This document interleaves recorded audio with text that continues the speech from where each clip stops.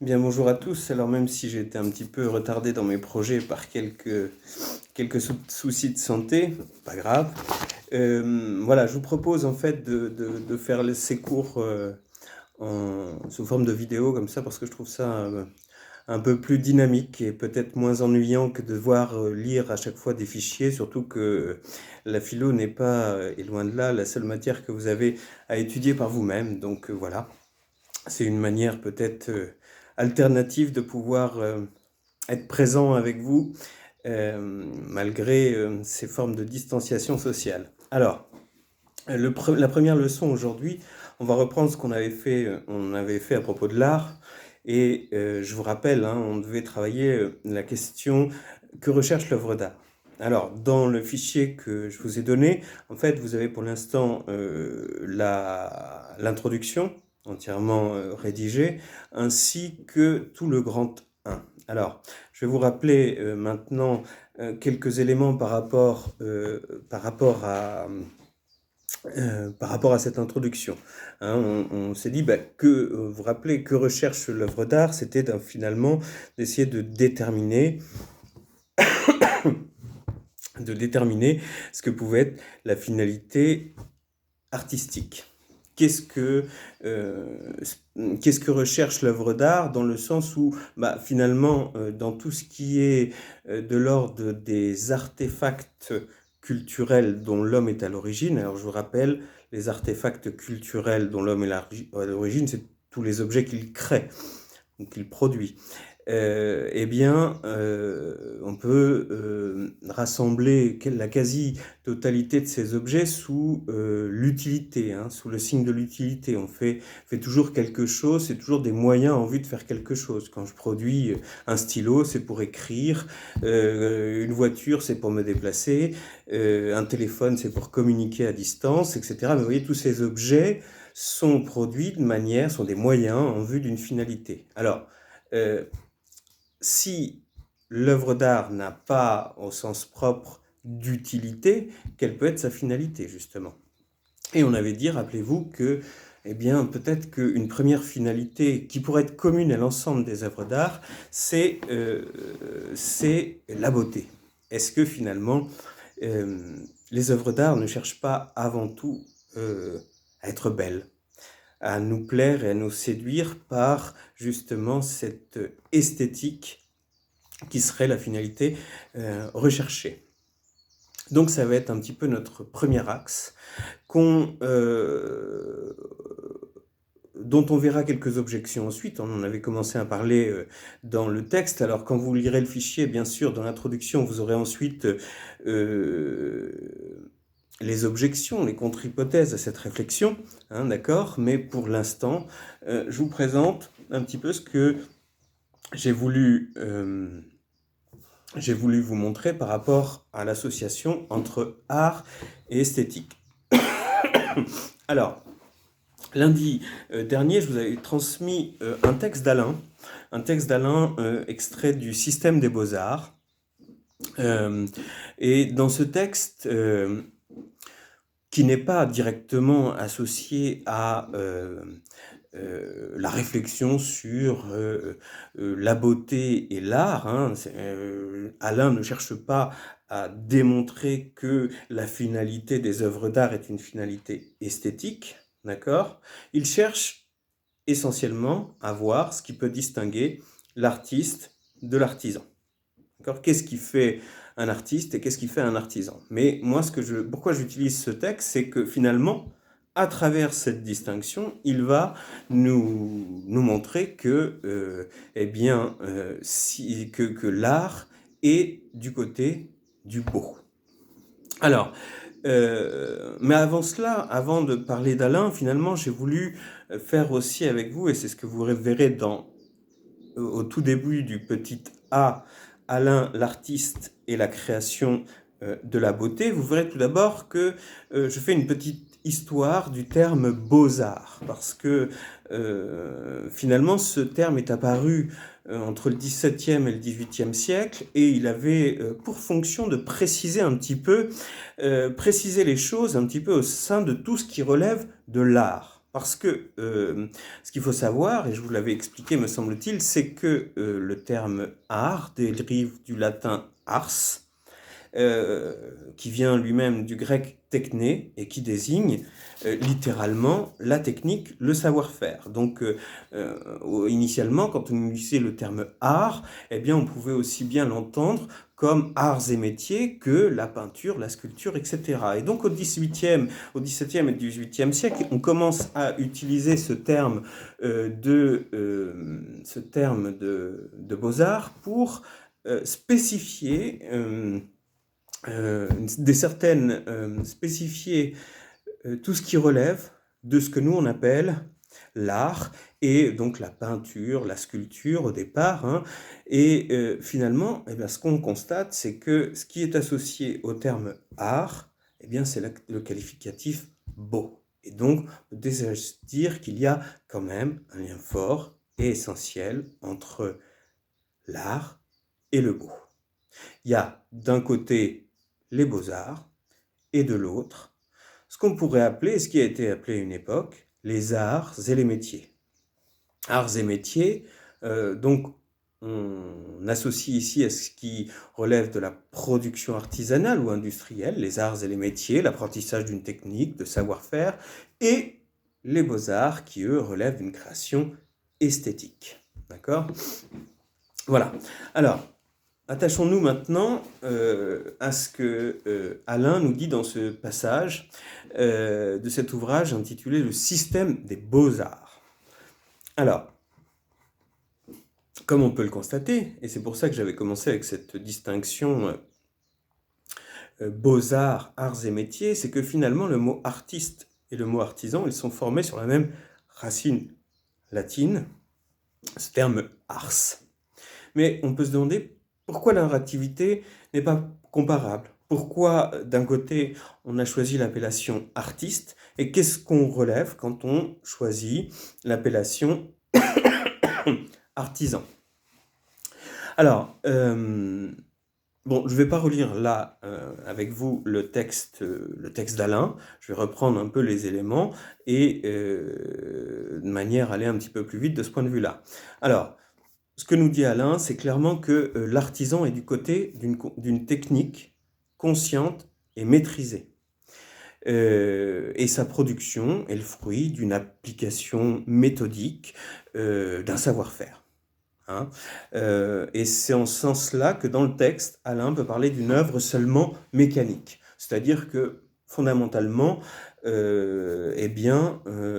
suffit d'appliquer un certain nombre de règles, de méthodes pour arriver au but qu'on s'est fixé. Par exemple, je ne sais pas moi, un ébéniste, il sait comment procéder pour faire une table, tel type de table, etc. D'accord ? Et à un moment dans le texte, Alain dira même qu'une machine pourrait faire la même chose. C'est en ce sens-là qu'elle est seulement mécanique. Bon, là, je ne l'ai pas mis dans le cours, je vous fais juste ce petit aparté dans le texte, c'est-à-dire que, je ne sais pas si vous avez remarqué, mais Alain dit que l'artisan pouvait être artiste par éclair. Qu'est-ce qui veut dire artiste par éclair ? C'est les moments où finalement, au sein de sa production, il pense à quelque chose auquel il n'avait pas pensé initialement. Hein ? Il a une idée qui lui vient à mesure qu'il fait. Ça, c'est, pour Alain, vous savez, le caractère de ce qui fait l'activité artistique. Donc, en cela, il a des points communs avec l'artiste, jusqu'en, précisément, dans sa production, il y a quelque chose qui intervient qui n'était pas prévu, auquel il n'avait pas pensé. D'accord ? Ça, mais grosso modo, c'est juste par éclair, c'est par moment, parce que son activité est l'application méthodique de son savoir-faire. D'accord ? Voilà. Alors, l'artiste, lui, lui aussi, je veux dire, quand il va faire quelque chose, il a bien une intention. D'accord ? Il a bien une intention, mais ce que nous dit Alain, c'est que finalement, il n'a pas une idée totalement précise et prédéterminée de ce qu'il va faire. Qu'est-ce que je vais vous prendre un exemple qu'on a vu. Je vous ai montré pas mal de tableaux, mais je sais pas, non, je vous ai pas montré des tableaux du Caravage.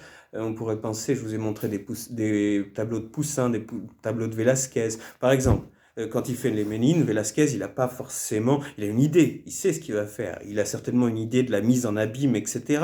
Mais finalement, peut-être qu'il a rajouté des choses au cours de sa création, telle couleur, tel assemblage, etc. Il n'avait pas dans la tête une idée exacte du tableau qu'il allait produire, au point qu'après, ses mains n'avaient plus qu'à obéir au projet qu'il avait initialement prévu.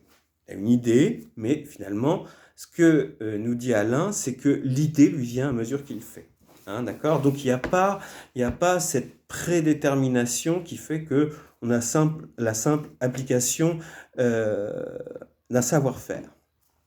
Mais c'est ici où je m'intéresse un peu plus à notre question, que recherche l'œuvre d'art? Et ce qu'on peut voir, et ce que vous pouvez constater, c'est que Alain utilise des exemples. Et les exemples qu'il choisit sont parlants pour nous. De quoi nous parle-t-il? Il nous parle, par exemple, d'un beau verre ou d'une belle statue. Voyez? Donc, déjà, on a un indice. Qu'est-ce que cherche l'artiste? Eh bien, sa création, que ce soit une peinture, une sculpture, il parlera même d'un poème, eh bien, c'est la beauté. Un beau vers, un beau poème, un beau tableau, une belle sculpture. D'accord? Voilà. Et donc, clairement, l'artiste, sa création, elle est d'ordre esthétique. Alors, et justement, à la fin, Alain parlera pour la création esthétique d'une règle du beau.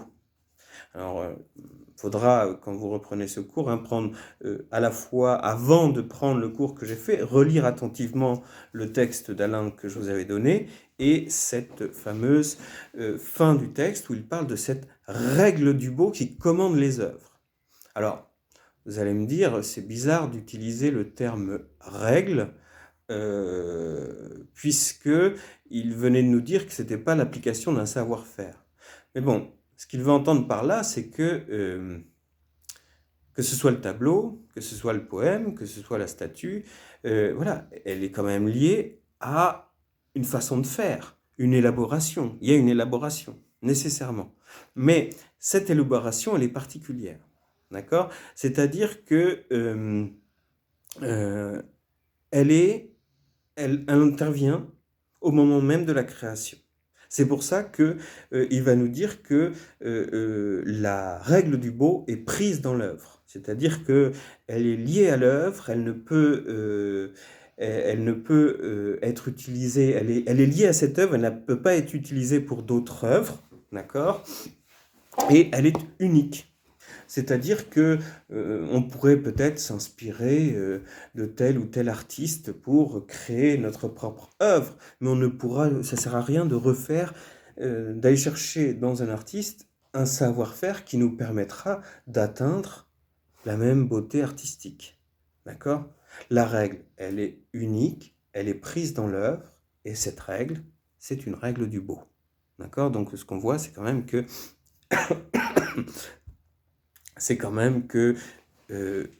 la finalité de l'œuvre d'art, c'est une finalité esthétique. Ce qu'elle recherche pour Alain, c'est le beau. Il ne nous parle pas d'autre chose que du beau. Hein. Voilà. Donc, d'ailleurs, juste une petite précision. Hein, cette règle du beau, Alain va nous dire que finalement, on ne peut pas dire que comme la règle ou le savoir-faire qui a conduit à la production artisanale, qu'on ne peut pas dire que cette règle soit consciente et maîtrisée. Voyez? Parce qu'elle lui vient à mesure qu'il fait. À tel point que Alain, dans le texte, il dira même à un moment, il est spectateur de son œuvre en train de naître. C'est-à-dire qu'il n'est pas conscient totalement de ce qu'il doit faire ou de ce qu'il fait. Les idées lui viennent à mesure qu'il fait, d'accord? Donc, cette façon de faire, pour Alain, cette règle et cette élaboration d'une œuvre belle, eh bien, ne peut être que le fruit du génie, du talent. Et le talent qu'il lie à une grâce de la nature, un don. d'accord, hein, je suppose, j'en sais rien, mais je suppose, que un artiste de génie, euh, par exemple, je prends le sculpteur Le Bernin, il va pas être capable de me dire, bah voilà, pour arriver à faire cette œuvre, bah voilà, j'ai fait mon plan, là, j'ai fait mon plan, j'ai fait, d'abord je fais ça, d'abord je fais ça, d'abord je fais ça. Non, il y a quelque chose qui est né sous son marteau, sous son burin, etc., progressivement. C'est peut-être ce qu'on appelle aussi, dans le cadre de la création artistique, l'inspiration, d'accord? Mais voilà, c'est en tout cas cette règle du beau, cette règle, c'est-à-dire cette façon de faire qui naît en même temps que la création et qui produit le beau et l'œuvre, pour Alain, du génie. D'accord? Voilà. Donc, même si, hein, comme je vous le disais, dans ce texte, Alain ne répond pas à notre question précisément, mais clairement, grâce à son texte, on peut voir que il y a un lien essentiel entre l'œuvre d'art, quelle qu'elle soit, parce que il parle aussi bien du poème, de la sculpture, de la peinture, donc cette œuvre d'art et de la beauté. Voilà. Et donc, peut-être que, quelle que soit leur nature, les œuvres d'art ont une finalité esthétique. Voilà, donc ça, c'était le grand 1, art et esthétique, petit a, Alain, l'artiste et la création de la beauté. Donc, moi, ce que je vous propose, c'est d'appuyer sur pause. Hein, c'est quand même pratique. Un prof en vidéo, on peut le mettre sur pause, et puis bah, relire voyons, ce grand A, l'artiste, grand 1, petit a, d'accord, vous relisez ça, vous essayez de voir un petit peu tous les points, vous assurez que c'est compris, hein. Là, moi j'ai trouvé ça peut-être plus plaisant, plus facile de regarder une vidéo et d'écouter, mais maintenant, il faut lire, noter, etc. Hein, pour vous assurer que toutes ces choses soient claires et comprises. Alors, le petit b, je vais vous parler de la représentation artistique. En fait, le petit b, j'ai appelé ça beauté idéale la beauté idéale dans les représentations artistiques. Et dans ce petit b, je vais plus m'attacher à l'idée de représentation artistique et à quoi est associée en général la représentation artistique. Alors, de nombreux arts sont dits mimétiques, et on entend par là qu'ils représentent la réalité. Mais si je me souviens bien, en classe, quand je vous ai fait un petit peu cette espèce de cours d'histoire de l'art en condensé à travers quelques exemples d'art particuliers comme la peinture ou la sculpture, eh bien, je vous avais parlé un petit peu de cet aspect mimétique des œuvres d'art, c'est-à-dire que de nombreux arts, à part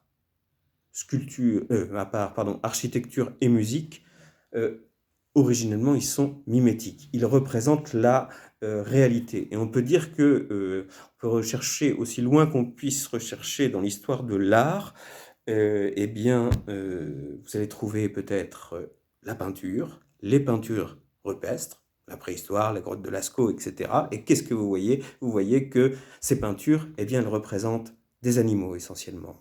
D'accord? Donc c'est bien, il y a bien l'idée que l'art imite la réalité. D'accord? Voilà. Donc la peinture, la sculpture sont mimétiques. Le théâtre, la littérature le sont aussi, hein, puisqu'on raconte des histoires, d'accord? On se figure ce qui est en train de se passer, on imagine. La poésie utilise aussi des images, donc elle a une part mimétique également. Bon, alors la photographie et le cinéma sont fondés sur un procédé mimétique, vraiment technique mimétique, hein, reproduction de la réalité par un appareil technique. Donc ils sont hautement mimétiques. D'accord? Voilà. Alors, ces arts mimétiques, Bon, est-ce qu'ils veulent juste me faire voir la réalité? C'est-à-dire que, je sais pas, moi, je prends la réalité, je prends un miroir, et ça ferait pareil. D'accord? C'est-à-dire que, est-ce que l'artiste, quand il représente la réalité, eh bien, son but, c'est de nous montrer la réalité telle qu'elle est. Alors, on peut se dire que il y a une tendance qui veut chercher, en représentant la réalité, eh bien, c'est la beauté.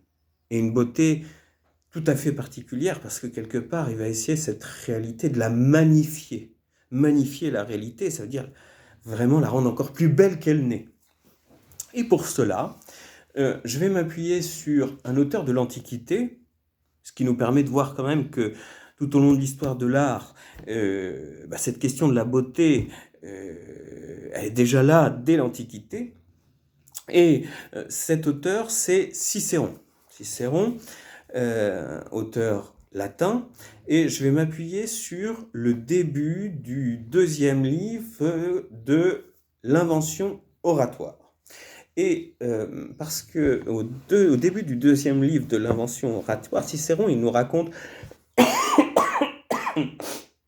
pardon, il nous raconte une histoire assez intéressante, enfin assez intéressante pour nous, pour comprendre en quoi la représentation et la mimésis sont liées à la beauté. Voici ce qu'il nous raconte. Il nous raconte que à Crotone, alors comment il met, je vous ai mis la citation, hein, je vous ai pas mis le texte en entier dans ce passage, mais voyez, je vous raconte un petit peu l'histoire. Hein, donc Crotone, citation, regardée comme une des plus heureuses villes d'Italie, fit appel à Zeuxis. Zeuxis. Alors Zeuxis était réputé comme le plus grand peintre de l'époque. Hein, d'accord. Cicéron n'est pas le seul à parler de Zeuxis. Alors pourquoi ils font appel à Zeuxis? Parce que ils veulent orner le temple qu'ils dédient à Junon. Ils veulent l'orner de belles peintures, d'accord? Et donc ils font appel à Zeuxis, et Zeuxis se résout, nous dit Cicéron, à faire le portrait d'une des femmes à la beauté légendaire, hein, Hélène. D'accord, hein, Zeuxis se résolut à faire le portrait d'Hélène. Alors, comment il va faire pour faire le portrait d'Hélène? Cicéron nous dit, pour cela, on lui présenta de jeunes vierges remarquables par leur beauté. D'accord? Alors, parmi elles, donc, on imagine Zeuxis, là, il est en face de toutes ces jeunes filles, particulièrement belles, etc. Les habitants de Crotone, Cicéron nous dit que, grosso modo, tous les habitants de Crotone, de toute façon, étaient quand même des gens très très beaux, hein, d'accord, des sportifs, etc. Donc, voilà, donc, et puis parmi ces gens très très beaux, eh bien, il fait venir les plus belles femmes, d'accord, les plus belles jeunes femmes, et on pourrait s'attendre à ce que, parmi ces jeunes femmes, Zeuxis disent ah elle est parfaite pour représenter Hélène, c'est elle qui sera Hélène parce que sa beauté est parfaite. Non, c'est pas comme ça que ça s'est passé. Zeuxis, finalement, qu'est-ce qu'il a fait, Zeuxis? Eh bien, il a choisi 5 jeunes filles. 5 jeunes filles dont la beauté était particulièrement remarquable, d'accord, hein, et voici ce que nous dit Cicéron, hein, Zeuxis ne crut donc pas pouvoir trouver réunies dans une seule femme toutes les perfections qu'il voulait donner à son Hélène. Je répète, Zeuxis ne crut donc pas pouvoir trouver réunies en une seule femme toutes les perfections qu'il voulait donner à son Hélène. C'est-à-dire quoi? Eh bien, la beauté qu'il voulait donner à Hélène était tellement parfaite que c'est une beauté qui dépasse largement les beautés de la nature, à tel point que pour atteindre cette beauté de la nature, eh bien, il est obligé de prendre, par exemple, on peut se dire qu'il a vu cette jeune fille a des yeux particulièrement beaux, d'accord, particulièrement beaux, et conviennent parfaitement aux yeux de mon Hélène. Mais sa chevelure, la chevelure de celle-ci est quand même beaucoup mieux, beaucoup mieux. Si je mettais les yeux de celle-ci, vous voyez, recompose une beauté parfaite à partir d'éléments qui pris en eux-mêmes sont beaux, mais ce que nous dit Zeuxis, c'est qu'il n'y a pas une jeune fille à la beauté parfaite dans la nature, d'accord? Donc, voyez, c'est ça. Bon, pourquoi je vous montre ça? C'est parce que déjà, voyez, encore une fois, là on le voit, dès l'Antiquité, qu'est-ce que cherche à faire le peintre Zeuxis? Il cherche la beauté, mais pas n'importe quelle beauté, une beauté idéale. C'est-à-dire que finalement, peut-être que l'art, et notamment les arts mimétiques, les arts de la représentation, vont chercher à atteindre cette beauté idéale, cette beauté parfaite de la représentation artistique. D'accord? Et on peut se dire, alors est-ce que cette histoire est anecdotique? Est-ce que, voilà, bon, c'était valable pour Zeuxis, mais rien ne dit que c'était valable pour toutes les autres œuvres. J'ai envie, moi, de penser à l'un des tableaux les plus célèbres de l'histoire de France. Non, de l'histoire de l'art. Je dis de France parce qu'il se trouve dans un grand musée à Paris. Et vous savez, vous avez imaginé de quoi je voulais parler. C'est la Joconde de Léonard de Vinci. Il se trouve que c'est en effet aussi la Joconde, visitée par des millions et des millions de touristes, un peu moins en ce moment, à tel point que on voit rien quand on va au Louvre, c'est difficile, on essaie d'apercevoir ce petit cadre qu'il y a à la Joconde, etc. Difficile d'avoir une expérience esthétique au musée du Louvre avec la Joconde, mais voilà, c'est le modèle de la peinture.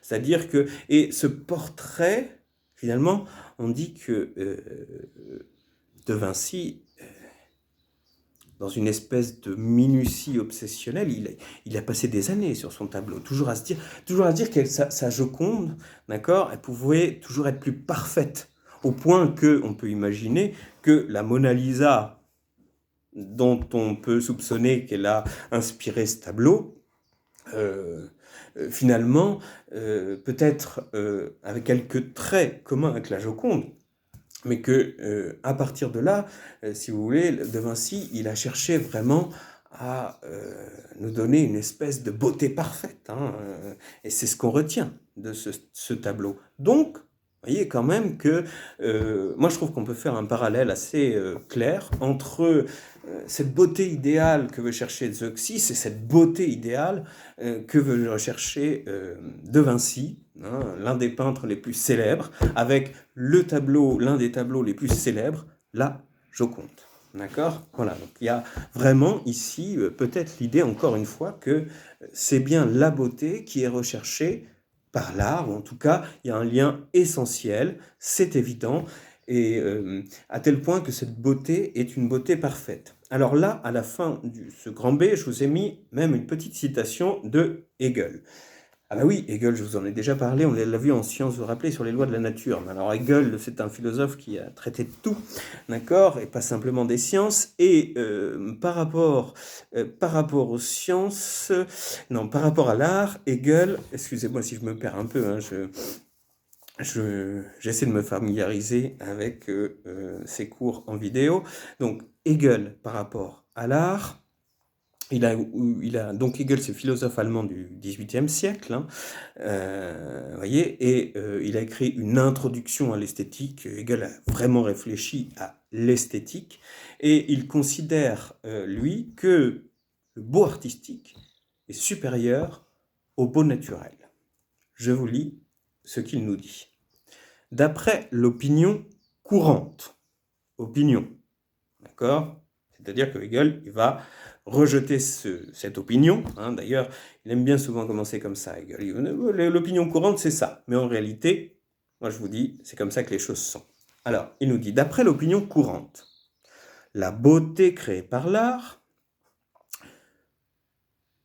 serait même bien en dessous du beau naturel. Et le plus grand mérite de l'art serait de se rapprocher, dans ses créations, du beau naturel. Mais nous croyons pouvoir affirmer, à l'encontre de cette manière de voir, que le beau artistique est supérieur au beau naturel, parce qu'il est le produit de l'esprit.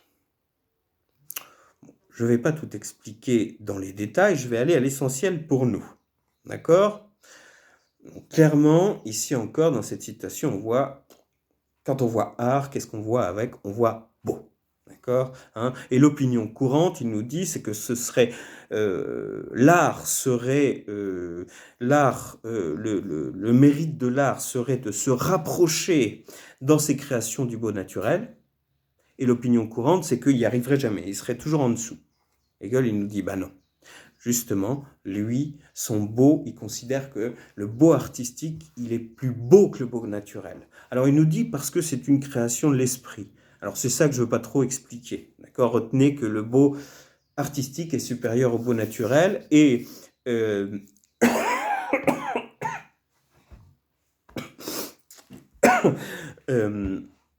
le beau artistique est supérieur au beau naturel parce qu'il produit l'esprit. En gros, si vous voulez, pour Hegel, le beau naturel, oui, c'est très bien, c'est très chouette, mais bon, c'est un agencement aveugle lié à des formes, des moments. Un coucher de soleil, c'est des éléments qui s'assemblent et tout ça forme une beauté, mais c'est pas le fruit d'une intention, c'est aveugle, c'est une causalité aveugle. D'accord ? Alors que le beau artistique, c'est l'intention d'un esprit et qui met en forme de manière à produire volontairement cette beauté. Donc il est supérieur. Vous voyez ? C'est ça l'idée. Bon, je suis déjà une demi-heure. Je vais vous proposer de me mettre sur pause, d'abord, comme je vous ai dit pour le petit A. Voilà, vous reprenez cette histoire dans laquelle je vous ai dit, j'ai essayé de montrer le rapport entre la représentation dans l'art, la représentation de la nature. Pour cela, j'ai pris le modèle de la peinture, parce que c'est l'art peut-être au départ le plus représentatif. Et je vous ai parlé de cette histoire que nous raconte Cicéron, hein, c'est très célèbre dans l'histoire de l'art, Cicéron et Zeuxis, qui, la beauté artistique à laquelle il veut atteindre, c'est une beauté idéale, une beauté parfaite, d'accord ? Et finalement, cette histoire n'est pas simplement anecdotique, parce que l'un des tableaux emblématiques de l'histoire de l'art, qui est cette Joconde de Léonard de Vinci, c'est bien l'histoire de ce peintre qui est revenu pendant des années sur son tableau pour essayer d'atteindre cette perfection de la beauté. D'accord ? Et à la fin, finalement, Hegel qui nous dit oui, le beau artistique est supérieur au beau naturel. Mais encore une fois, là, chaque fois qu'on parle avec ces philosophes, avec ces penseurs de l'art, on parle de la beauté. Alors,